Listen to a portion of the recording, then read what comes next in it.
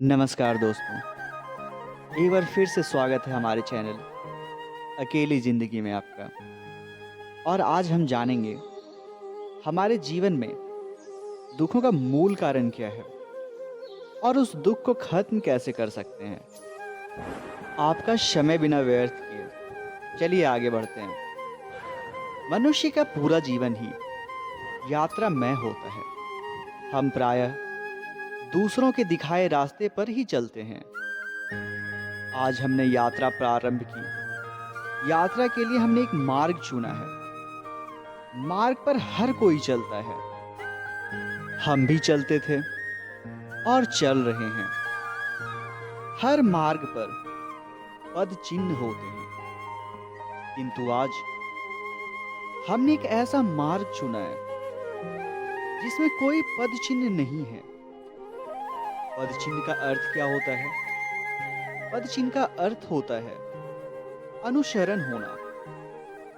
जहां अनुसरण नहीं होता, वहां कोई पद चिन्ह भी नहीं होता। हमारा मार्ग बिना पद चिन्ह का मार्ग है। इसमें कोई किसी का अनुसरण नहीं करता। एक चिंतन आता है और उसका संस्कार बन जाता है। एक प्रवृत्ति होती है और उसका संस्कार बन जाता है। एक शब्द और उसका संस्कार बन जाता है। चिंतन चला जाता है, प्रवृत्ति चली जाती है, शब्द चला जाता है, किंतु वे अपने पीछे चिन्ह छोड़ जाते हैं। जो छोड़ जाता है उनकी आवृत्तियां होती रहती है, संस्कार शेष रह जाते हैं। किंतु हमने ऐसे मार्ग पर यात्रा शुरू की है जिसमें कोई अनुसरण नहीं है, पद चिन्ह नहीं है। जब चलने वाला अपने मार्ग से आसक्त हो जाता है, तब पद चिन्ह शेष रह जाते हैं। किंतु जो विपरीत होता है, जिसे मार्ग का कोई मोह नहीं रहता, उसके कोई पद चिन्ह नहीं होते। मार्ग चलने के लिए होता है, आसक्ति के लिए नहीं होता, मोह करने के लिए नहीं होता। जो चलता है वो चला जाता है, जो आता है वह जाता है, पीछे कुछ भी शेष नहीं छोड़ता। ऐसे मार्ग ही उत्तम होता है। हमने भी ऐसा ही मार्ग चुना है जहाँ कोई पद चिन्ह नहीं, कोई अनुसरण नहीं, कुछ भी शेष नहीं, कोई संस्कार नहीं। जैसे आया वैसे गया, ना स्मृति ना संस्कार। हमने इस मार्ग पर चलने के लिए दर्शन का संकल्प लिया है। हम देखें, आत्मा के द्वारा आत्मा को देखें। बहुत विचित्र सा लगता है ना? कौन देखें, किसे देखें, बहुत बड़ा प्रश्न है। किंतु जब हमारी देखने वाली चेतना, दृष्टा चेतना खंडित होती है, तब उसके दो खंड हो जाते हैं। एक देखने वाली चेतना और एक दृश्य। श्वास को ही देखो, मन को देखो, शरीर को देखो, विचार को देखो, आभा मंडल को देखो, प्राण को देखो। आप जानना चाहोगे कि क्या सांस वो आत्मा है? क्या शरीर आत्मा है? क्या मन आत्मा है? क्या आभा मंडल आत्मा है? क्या प्राण आत्मा है? कुछ चिंतन करोगे तो पता चलेगा कि श्वास आत्मा है, शरीर आत्मा है, मन आत्मा है, आभा मंडल आत्मा है। कोई अंतर नहीं रहेगा। यदि शरीर आत्मा ना हो तो जीवित शरीर और मृत शरीर में कोई अंतर नहीं रहेगा। यदि मन आत्मा ना हो तो मन सहित और मन रहित में कोई अंतर नहीं रहेगा।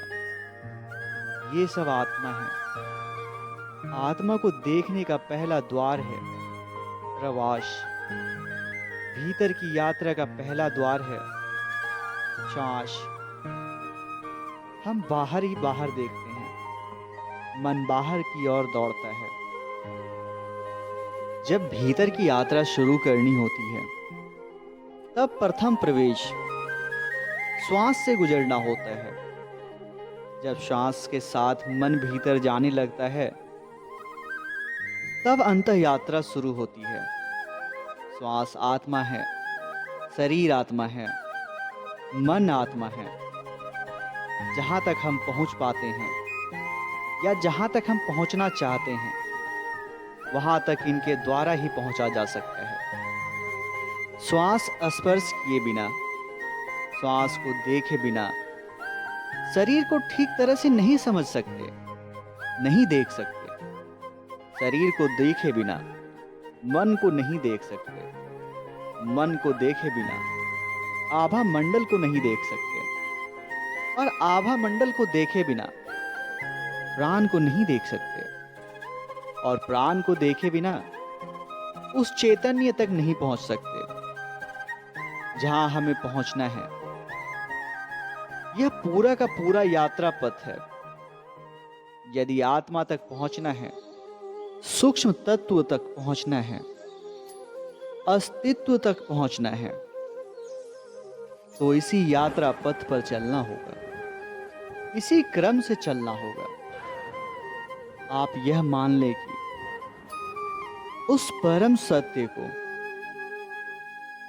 चैतन्य को, जो अमृत है, सूक्ष्म है, हमारे चर्म चक्षुओं का विषय नहीं है, उसे हम देख लें, यह कहना और ऐसा समझना बहुत बड़ी भ्रांति होगी। इसका पहला अर्थ है मन के द्वारा सांस को, संपादनों को देखना। इसका दूसरा अर्थ है मन के द्वारा शरीर के प्रकंपनों को, संवेदनों को देखें। इसका तीसरा अर्थ है विचारों को देखें। इस स्थिति तक पहुंच जाने पर आभा मंडल स्पष्ट हो जाता है। अंतर मन की यात्रा, हम सब प्रकार की आसक्ति से मुक्त हो जाते हैं। मनुष्य अपना जीवन आराम से बिताना चाहे तो उसका जीवन बहुत आराम से बीत सकता है, लेकिन मनुष्य की जन्मों की दुख सहने की, दुखी और पीड़ित रहने की आदत के कारण सुख की घड़ी में भी वह दुख का कारण ढूंढ ही लेता है।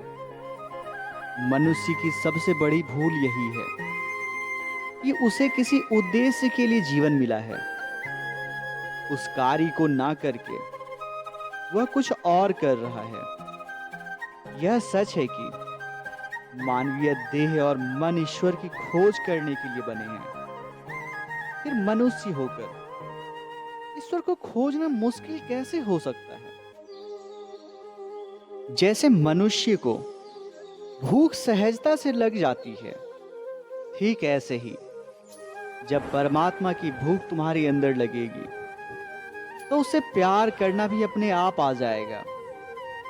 जैसे पेट की भूख अपने आप लग जाती है, क्या इसी तरह परमात्मा की भूख भी अचानक दिल में उठ जाएगी? नहीं, ऐसा नहीं होता। यह काम तो सत्संग करता है, संत करते हैं। संत का काम है अपने वचनों के माध्यम से तुम्हारे भीतर परमात्मा की भूख पैदा कर देना। अगर तुम्हारे दिल में भूख ना उठे तो एक बार श्रीमद् भगवत गीता पढ़ लेना। तुम हमेशा के हमेशा उस ईश्वर के हो जाओगे। परमात्मा की भूख तुम्हारे दिल में पैदा हो सके, इसके लिए एक और उपाय है। सत्संग करें, संत का संग करें, सत्संग सुने। सुनते जिस दिन सहजता से आंखों में दो आंसू आ जाएं, समझ लेना कि परमात्मा की भूख भीतर पैदा हो गई है। जीवन बहुत छोटा है और इस छोटे से जीवन में बहुत कुछ करना है। गंवाने के लिए कम से कम एक साधक के पास समय नहीं होता।